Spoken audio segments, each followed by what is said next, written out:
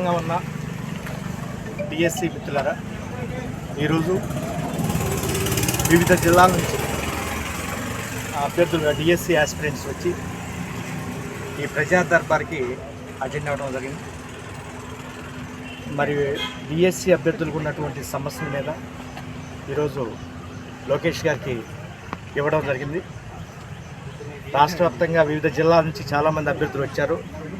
ఎక్కువగా ఈరోజు ప్రజా దర్బార్లో ఈ టెట్ డిఎస్సి సంబంధించినటువంటి అప్లికేషన్స్ ఎక్కువ వచ్చినాయి.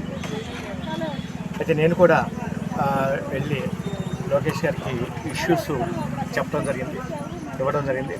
అందరి సారు ఏమన్నారంటే ఉండదు చెప్తున్నారు, దీంట్లో దాపరికం లేదు, ఏమీ లేదు.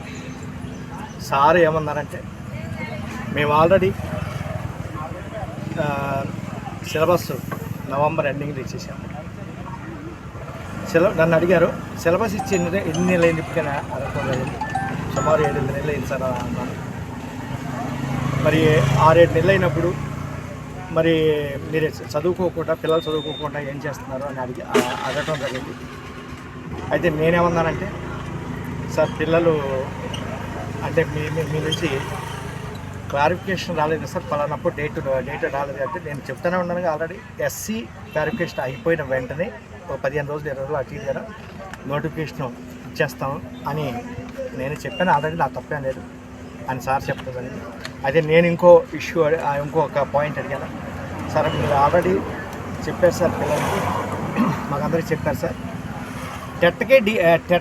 టెట్ నోటిఫికేషన్కి దాని ఎగ్జామ్కి 90 రోజులు ఇస్తాము, డిఎస్సి నోటిఫికేషన్ దాని ఎగ్జామ్కి 90 రోజులు ఇస్తామని చెప్పారు సార్. సో ఆ ఉద్దేశంతో రాష్ట్ర వ్యాప్తంగా ఉన్నటువంటి 6 లక్షల మంది మేము మీద హోప్ పెట్టుకున్నాం సార్. అంటే 90 రోజులు కాదు, మేము ఆల్రెడీ 6-7 నెలలు మేము ఇచ్చేసాము, 90 రోజుల కంటే ఎక్కువ ఇచ్చేసేసాము. ఇంకోటి ఏంటంటే రేపు జూన్కి ఎగ్జామ్స్ జరిగిపోతాయి. అదే మాకు కొత్త పిల్లలు వస్తారు, టీచర్స్ రిక్రూట్మెంట్ జరగాలి, అదేవిధంగా కొత్త స్కూల్స్ ఇవన్నీ ఎస్టాబ్లిష్ చేస్తున్నాం. కాబట్టి దీంట్లో మార్పు లేదు. కాబట్టి జూన్లో ఎగ్జామ్స్ జరిగిపోతాయి అని చెప్పడం జరిగింది. కొంచెం చూడండి సార్, పరిశీలించండి సార్ అని అంటే నో క్వశ్చన్ అట. సో దీని మీద ఆల్రెడీ వెనకొచ్చేది లేదు. కాబట్టి జూన్లో ఎగ్జామ్స్ జరిగిపోతాయి అని చెప్పడం జరిగింది.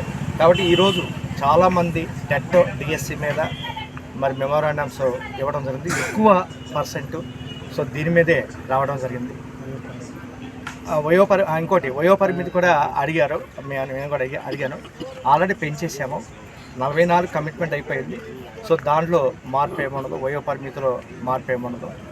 ఇంకోటి నేను చెప్పడం జరిగింది, ఇంకోటి ఏంటంటే సార్ వెబ్లో చాలా సమస్యలు ఉన్నాయి, కొన్ని తీసుకోవట్లేదు. అదేవిధంగా percentage issue, OCs percentage issues ఇవన్నీ ఉన్నాయి సార్. మరి వాళ్ళకి ఓసీస్కి ఓపెన్ కేటగిరీలో ఉన్నటువంటి వారికి 50% ఇచ్చారు, మరి ఇప్పుడు తగ్గిస్తూ ఉంటున్నారు. మరి అప్పటి నుంచి ఇప్పటి వరకు వాళ్ళు చదవలేదు కదా సార్. మరి వాళ్ళకి ఒక నెల రోజులే ఉన్న టైం, మరి ఇప్పుడు వరకు ఒక నెల రోజులు ఉంది. మరి ఈ నెల రోజులు ఏం చదువుతారంటే అది సంబంధం లేదు, నేను ఆల్రెడీ ఇచ్చేసాము, మేము ఇప్పుడు ఇప్పుడు అవసరమైతే ఎన్ని సెటిలైట్ చేస్తాము. కాబట్టి ఎగ్జామ్స్ మాత్రం ఎట్టి పరిస్థితుల్లో జూన్ నుంచి జరిగిపోతాయి. సో దానికి కమిట్మెంట్ అయ్యి మీరందరూ కూడా రాష్ట్ర వ్యాప్తంగా ఉన్నటువంటి పిల్లలందరూ కూడా ప్రిపేర్ అవ్వాల్సి కోరుతున్నాం అని చెప్పడం. ఇది జరిగినటువంటి అంశం. కాబట్టి దీన్ని బట్టి మీరు మరి మీ నిర్ణయం మీది జాగ్రత్తగా చూసుకోవాల్సిందిగా మీ అందరి తరఫున ఈరోజు ఇక్కడ వచ్చినటువంటి డిఎస్సి ఆస్పిరెంట్స్ ప్రతి ఒక్కరు, కొంతమంది స్పోర్ట్స్ ఇష్యూ మీద వచ్చారు. సో దాని గురించి కూడా చెప్పడం జరిగింది. 2024 అప్లై చేశారు, వాటి గురించి కూడా చెప్పడం సరే. ఇది కొన్ని ఇష్యూస్ ఉంటాయి, వాటిని పరిశీలిస్తాము అని చెప్పడం జరిగింది. కానీ ఎగ్జాము ఇంకోటి టెట్ అడిగాను, టెట్ అభ్యర్థుల తరఫున టెట్ కూడా అడిగాను.